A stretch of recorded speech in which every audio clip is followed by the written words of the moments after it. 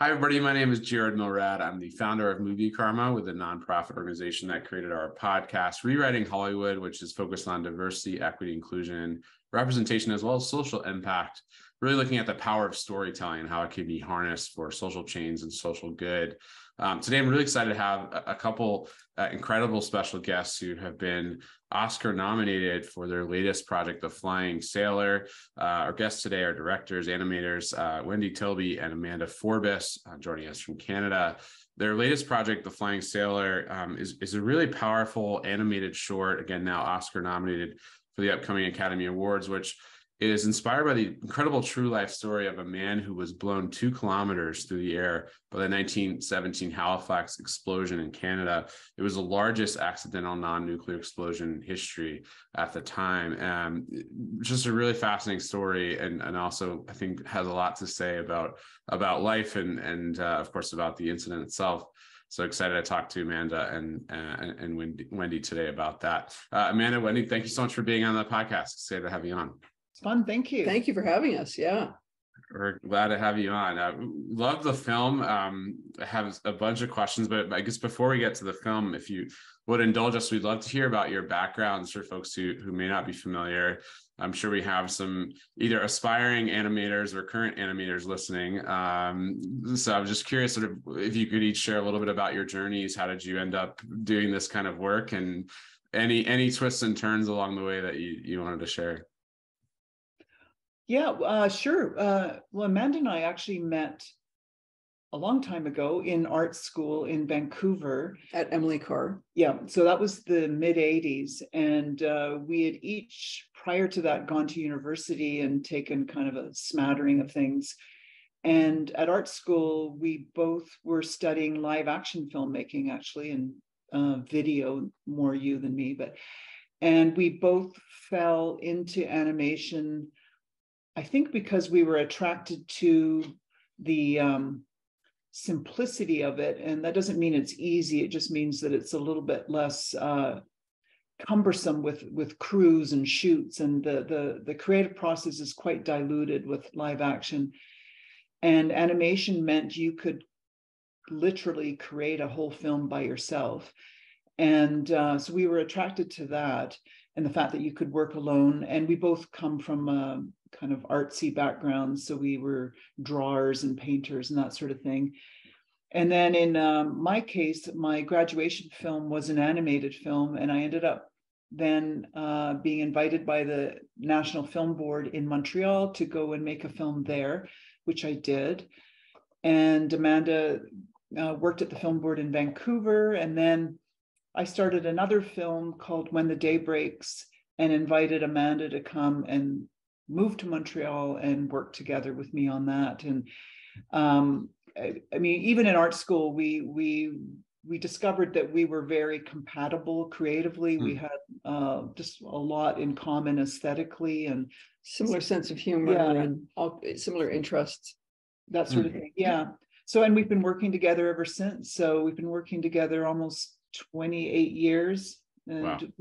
We've made a few films, but we do a lot of commercial work, commission stuff.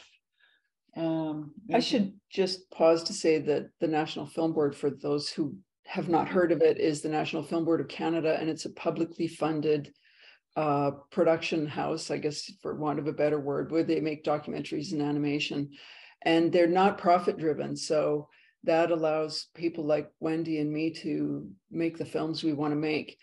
And they started out in 1939 as a propaganda, as for making propaganda for the Second World War. And then afterwards, they took on the mandate of showing Canada to Canadians. And it's arm's length from the government. So the government has absolutely no say in what the Film Board says, meaning that they've produced a number of fairly controversial documentaries over the years. But it's kind of unique in the world, and we treasure it because it's also from an animation point of view, a lot of techniques and sort of groundbreaking films have been made there because of the lack of commercial constraints, I would say. I was just going to ask you about that. It's such a fascinating, I think for Americans listening in particular, it's such a fascinating and I would say a desperately needed thing here in the US. I mean, they're and around the world, right? Because it's to just hear how you're describing it. And I understand, I think there's 70 plus nominations for Academy Awards that come through the film board in Canada, which is incredible and shows both the quality of the work, but also, to your points, the freedom with which it sounds like the board provides to artists. Could you just talk a little bit more about, you gave us a sense of the structure, which was really helpful, but how did you first, I think Wendy, you're sharing, first sort of get in touch with the board or get that opportunity, so that folks here maybe can hopefully get their minds of what could be possible in the US, how it might work? Well, for us at art school, the film board was, particularly in animation, was always the carrot that was dangling over our heads, that we thought, this is what we're aspiring to do. Here is a place where we can actually make these kinds of films that we're making in art school.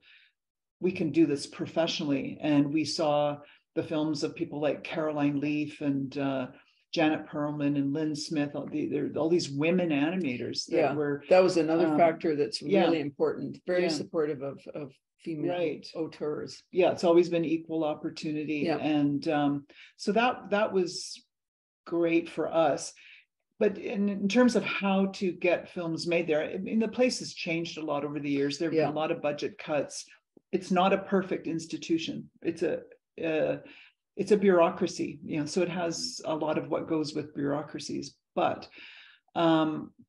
we as Canadians can submit proposals and they will be looked at, and it's competitive. But the trouble with being an American citizen is that I don't know quite what the rules are now, but the chances of, I mean, the film board has done co-productions with, particularly with European filmmakers, but they've often had a lot of funding from elsewhere. So the film board has put money into other projects, but I think it would be hard as a US citizen to get full funding. That's why you need your own.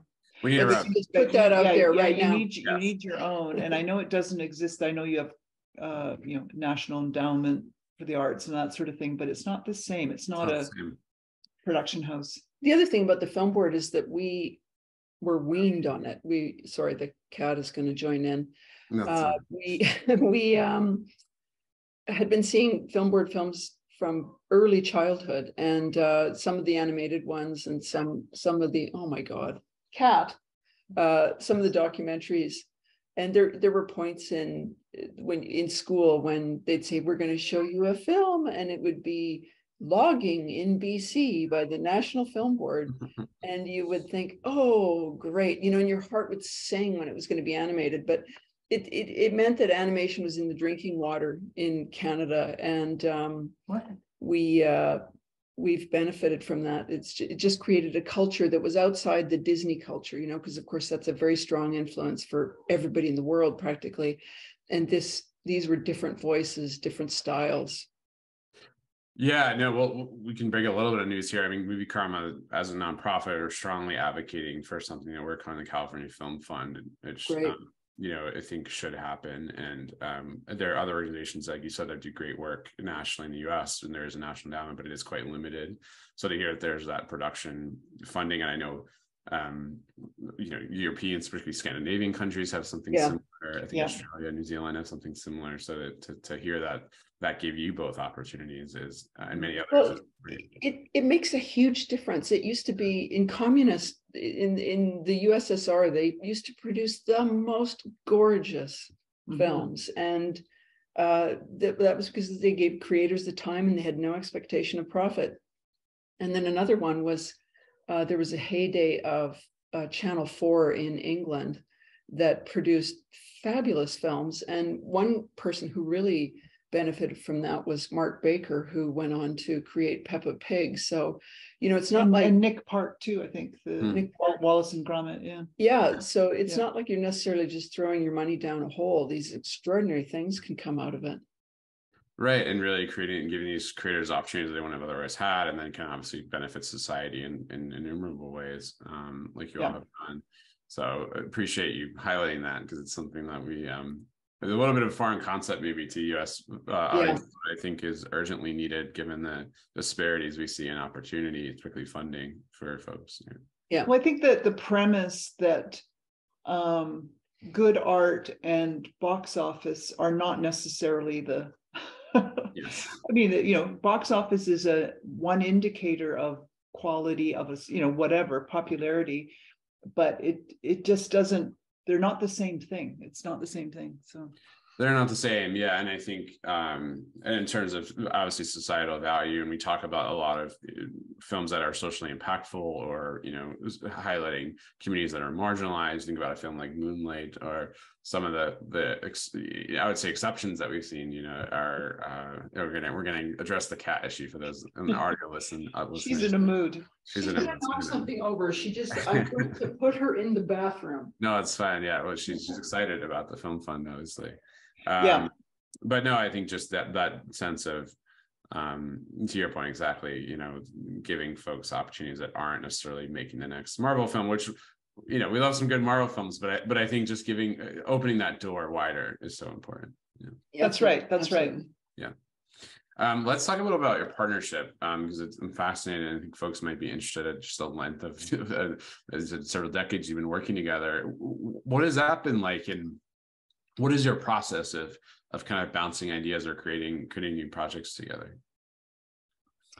Well, I would say that we, starting out from this point of mutual sympathy between us, we collect things like crows, little things, and they might be a single image, an illustration somebody's done, or work of art, or a quote, or an article, or any of these little tidbits that excite you in some way, and you hoard them, and then eventually you pluck one out and find that it coalesces with some of the other ones, and then that work forms itself into an idea. And I love that, because I find it kind of extraordinary that your subconscious brain is connecting and working for you all the time.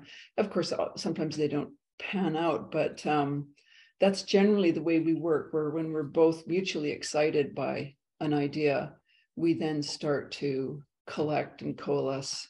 And The Flying Sailor was certainly that way.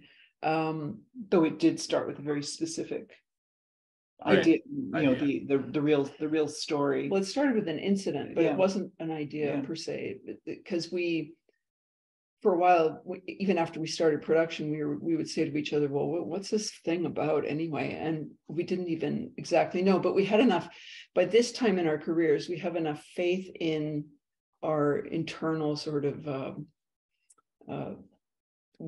guide to know that it's an idea worth pursuing.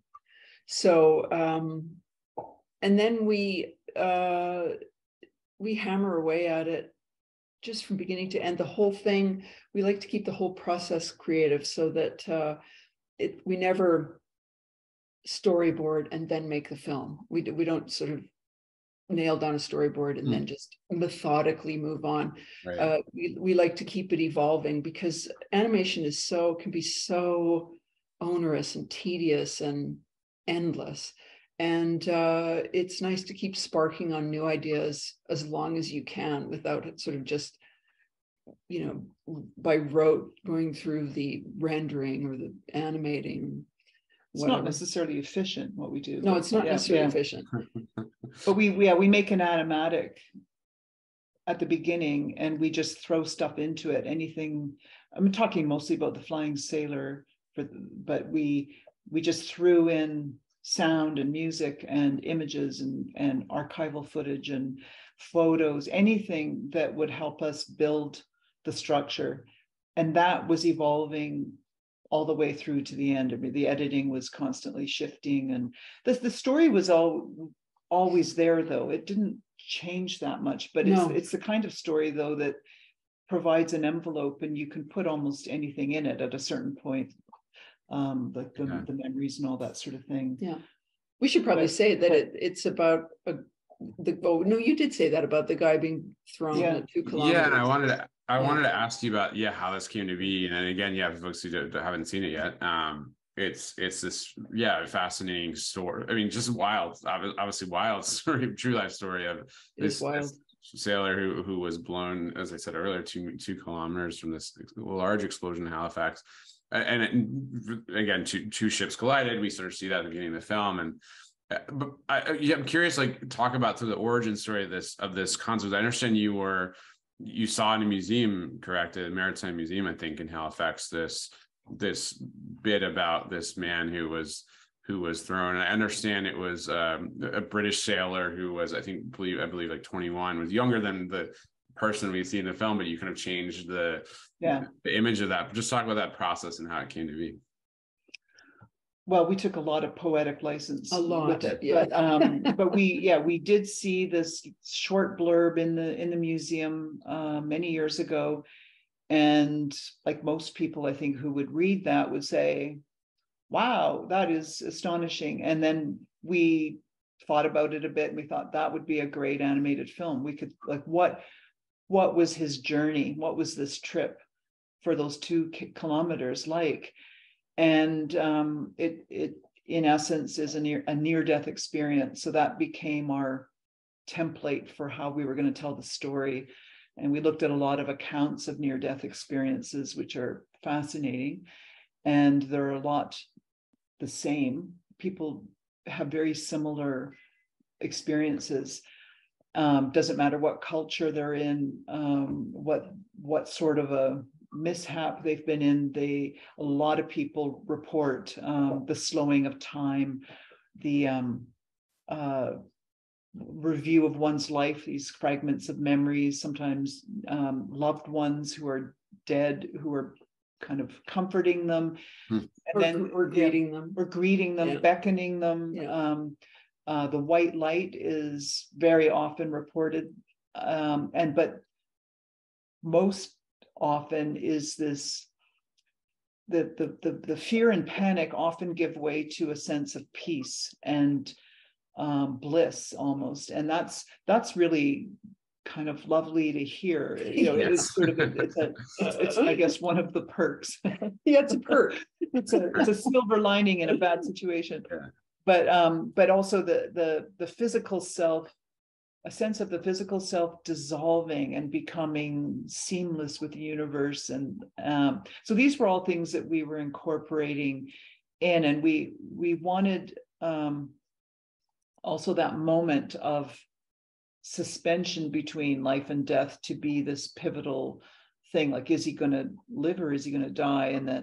And when he lives, that's the transition that becomes the pull back to life. And it's sort of a trade-off, because he's giving up this beauty and this sense of peace for something that's wrenching and painful, which would be imagine sort of coming to in this aftermath of an explosion. And I'm sure he was in pain. He was relatively unharmed, but I'm sure he took a beating.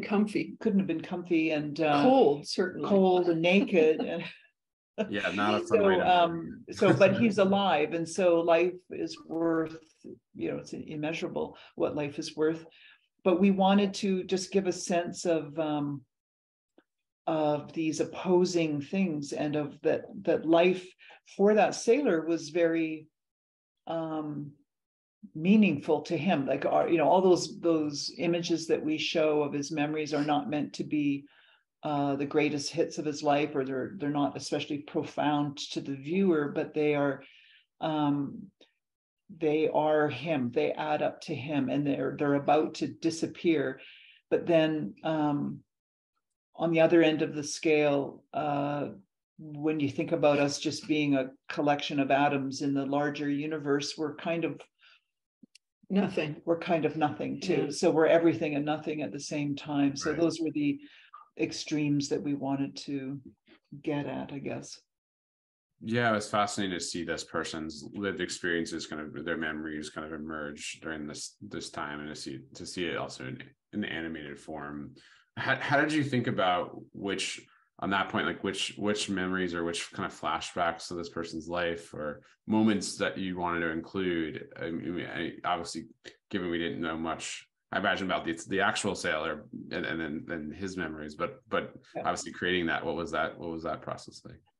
Well, we gave him some kind of stereotypical sailory things like drinking and fighting. We thought that was an absolute prerequisite for being a sailor.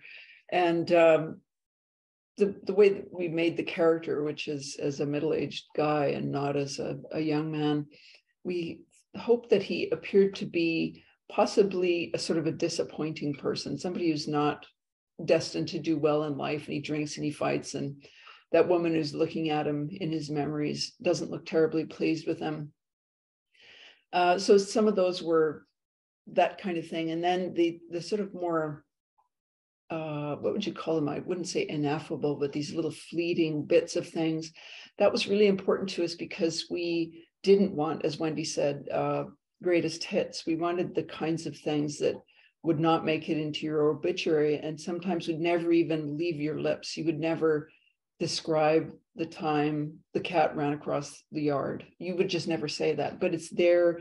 The visual image is there in your memory. And we found that was interesting. Speaking of which, that noisy cat was the cat that you see in the film. Oh, there you go. So there's a reason. She's just doing a star turn here for us. Yeah. I was going to say something else about that, but I've forgotten. Do you know what I was going to say? So this is how it works. This is the part of her brain. About the memories, I'm not sure. I mean, some of them, well, maybe what you were going to say was that some of them, as I mentioned before, we did pull in a lot of archival footage just because we had fun looking through it, and then we would pull in these moments, and some of them gave us ideas. Like, for example, there's a kid eating. We just saw some footage of that, but we animated that. Or, but there were a few that we, like a seagull or the waves through the porthole.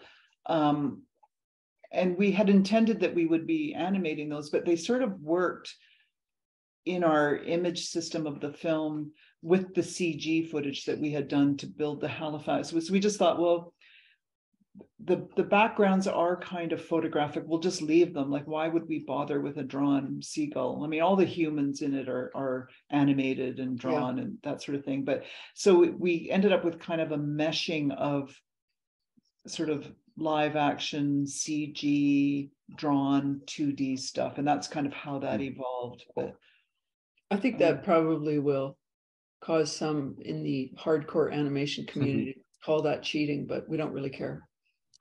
Well, no, there's so much of it is animated anyway that, like, we just sort of we've never been purists in that way.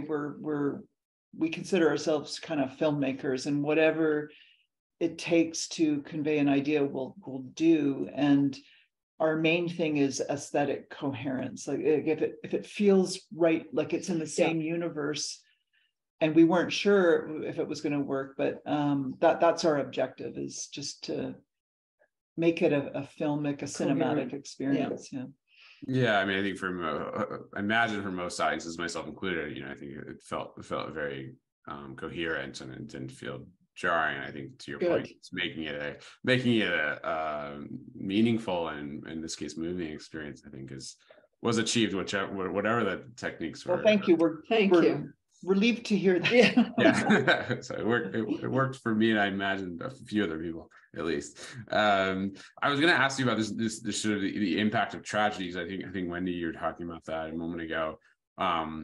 Just learning a bit about the Halifax explosion. It was quite extraordinary. I mean, in terms of the death toll, I think it was over 1,700 people and 9,000 or something injured. I mean, a lot of folks were impacted. I think just structures were destroyed within half a mile or something that effect. So it's quite a tragedy, and impacted many people. Some folks lost their eyesight. I mean, just dramatic injuries and suffering. So I wonder, as you worked on this, I mean, did you either of you have certain learnings about the impact of a tragedy like this, or the notion of dealing with loss. I mean, I wonder if were those themes that you were working through as you were working on this, or that you thought you've heard from viewers maybe who were affected by that? Well, we did definitely loss and disaster, whether it be personal or larger than personal, was one of the themes. So the film is set up in a kind of a cartoon style where you're under the impression that you know how it's going to go because it's a cartoon. And sure, there's dynamite, but there's always dynamite in cartoons. Right. And then we switch the tone to something more serious, and it takes the viewer a little minute to adjust because they're still thinking they should laugh, and then they start to realize. We like it when they laugh. I mean, when his clothes come off, it's funny. Yeah. I mean, it's not unfunny. It's completely fine to laugh at that point, but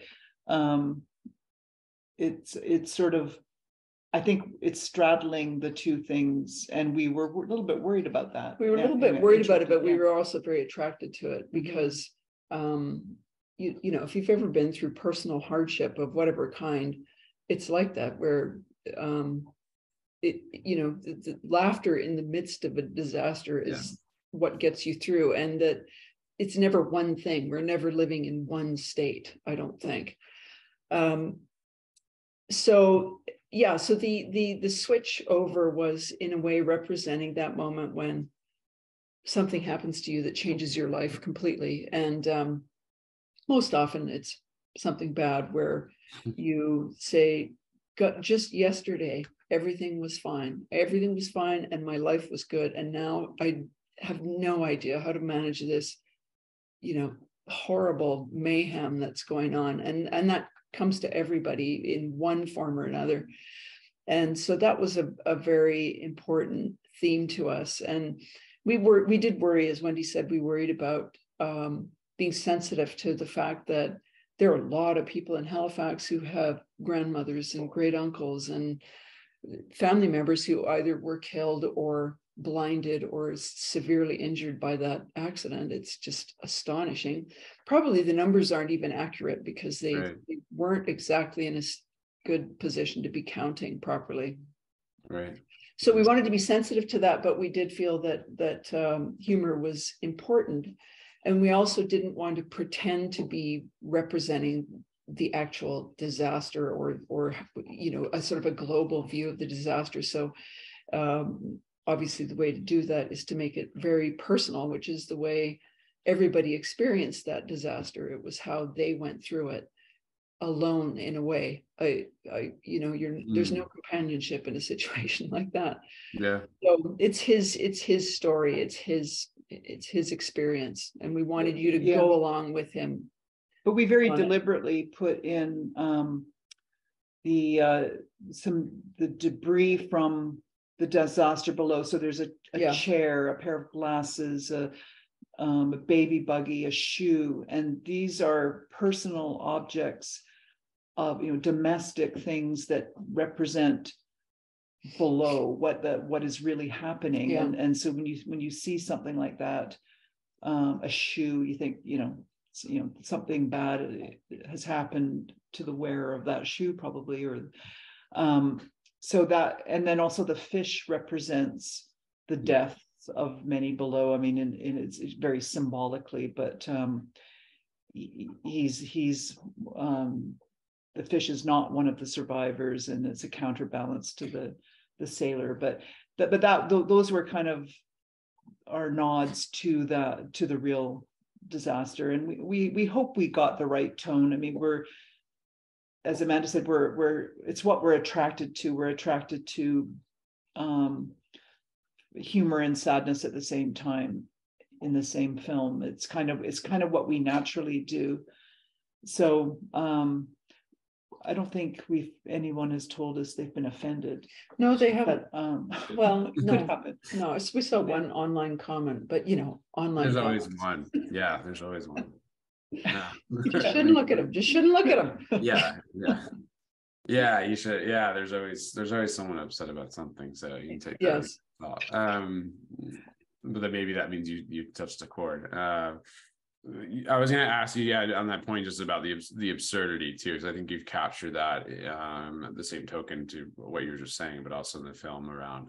I mean, just even the notion of a sailor that's flying literally through the air, but also this man who, you know, loses his clothes in the air, and the absurdity of, obviously, you know, our bodies and our experience of life, and also of tragedy. I mean, the fact that this happened while this person was staying there, then could be flown is absurd and ridiculous in the same. Oh yeah, there's so much absurdity in there. I mean, the accident itself in reality was ridiculous. It just should not have happened. And it really wasn't much of an accident either. You know, it was a little toink, really, just a few sparks, and that thing just was doomed. And we are very attracted to kind of these opposites. So, you know, the funny and the sad, and another one was the concept of terrible beauty, so that something is just awful, but it's also quite beautiful and awesome in the real sense of the word. And we thought of, you know, other examples would be the Titanic or the Hindenburg, or, you know, you look at those images of the Hindenburg, Notre Dame burning. They're so beautiful, and you almost feel as though you just shouldn't acknowledge that as though it's somehow sacrilegious or something, or inhumane to acknowledge it. But it's true. These things are strangely beautiful and very compelling. That giant black cloud of smoke is terrible and beautiful. Yeah, it seems like it's a consistent part of nature that we do seem to not want to talk about. But there's that renewal, loss, and destruction, and renewal. Yeah. They call it that. Right. Yeah.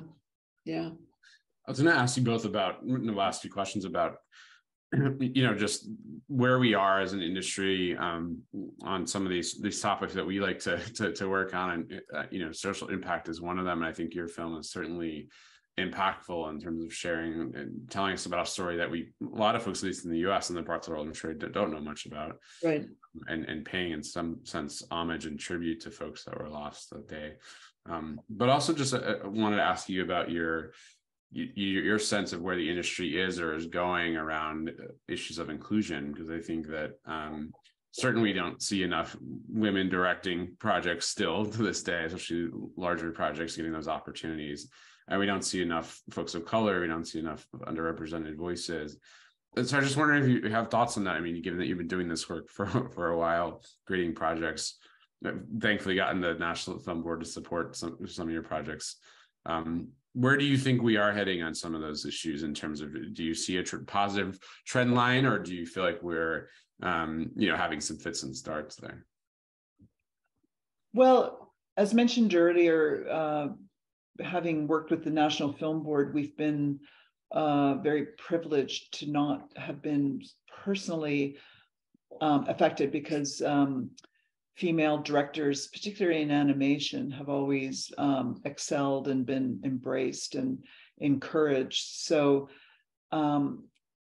we've not felt that keenly there. We have a distant relationship with that issue. Yeah, well, lucky for us. But we do see it. And one story that we've often told was a few years ago. We were at the Annie Awards in LA, and we during or after the show, or during the break or something, intermission, we went to use the ladies' room, and you always steel yourself for that, right? You just think, oh my God, the lineup. Do I have time? Do I have time? Yeah. And so we went to it, and we realized we just sort of breezed in, and then we saw a long line to the men's room, you know, snaking around the hallway. And we thought, oh, okay, that's there you go. There are way more men in this industry. It was one of the few occasions where the women's bathroom was less occupied. But so, I mean, there are a few female directors now at Pixar, which is nice to see. Like Seeing Red and Turning Red. Turning Red, right.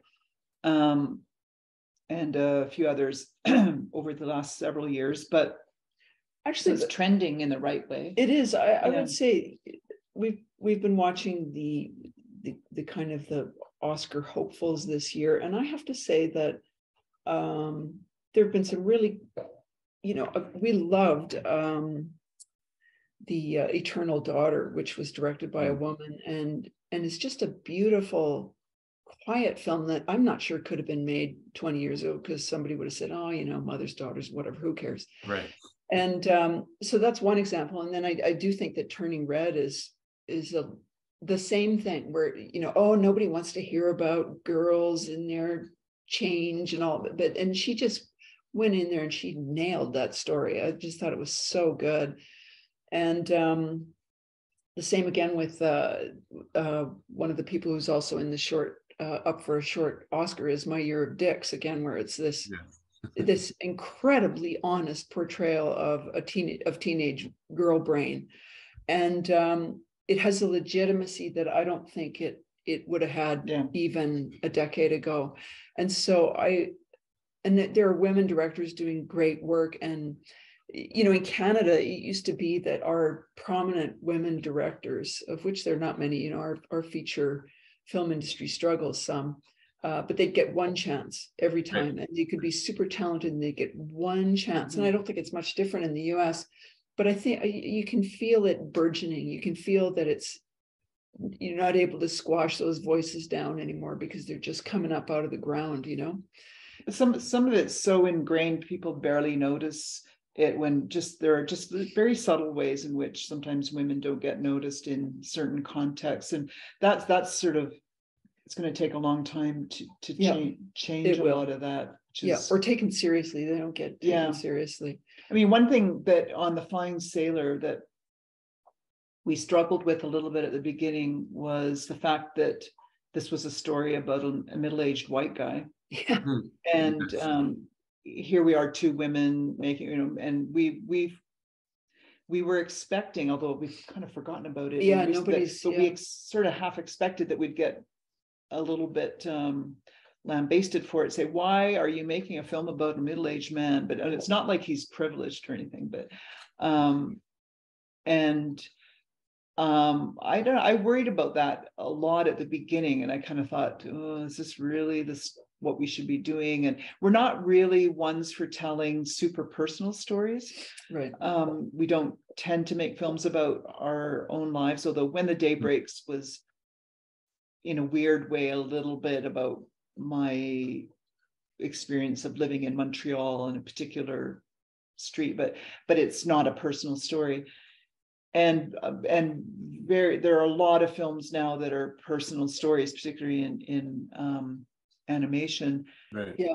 And so we kind of thought, well, we'll be nailed for that because this is not. But what we are interested in doing is making universal stories, and the sailor could be anybody, but this happened to be the real story and the real inspiration. So we thought, well, why would we change that? And we were ready for that comment, and the comment is that we will make whatever we're entitled as women filmmakers to make whatever story we want to tell, because that was a tyranny that sort of went with women advancing in the medium, was that we just had this responsibility to tell women's stories. And I fully believe in the value of telling women's stories, but I also feel we ought to be able to tell whatever we want. Yeah.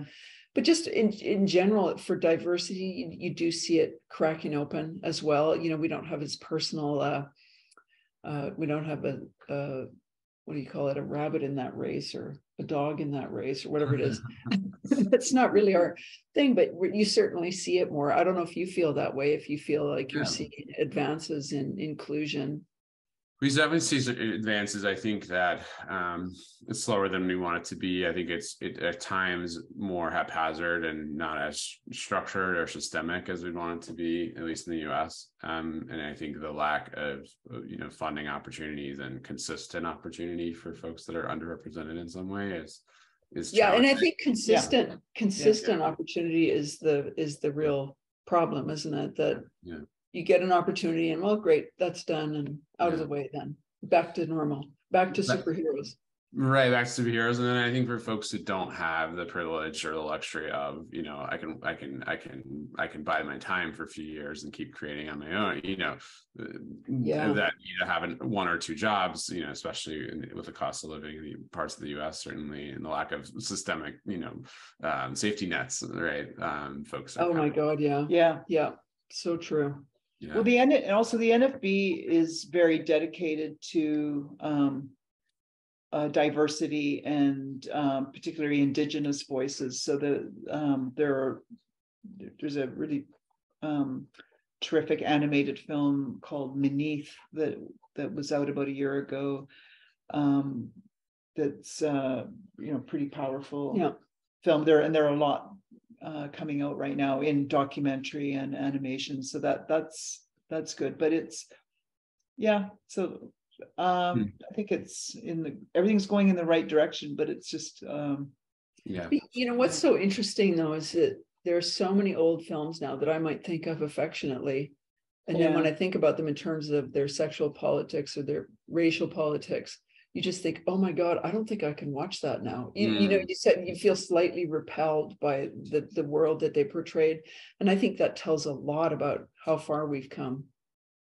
I do too. Yeah. I mean, certainly films even from 10 years ago have a certain sense of data, especially mainstream Hollywood films that maybe, with more people at the table, more underrepresented, diverse folks at the table, that would not have hopefully happened or wouldn't happen in the future. Yeah. But yeah, I love the work you've done and continue to do. I hope folks get a chance to watch the film. Again, it's The Flying Sailor. It's Oscar nominated for the upcoming Academy Awards in Best Short and Animated Short. And it's a fantastic project. So congratulations to you both on that. I'm excited to see what you work on next as well. Well, thank you. Thank you. Thanks for a great conversation. We really enjoyed this. Yeah. You're very welcome. Thanks to you both. Okay. Bye, Jared. Bye-bye.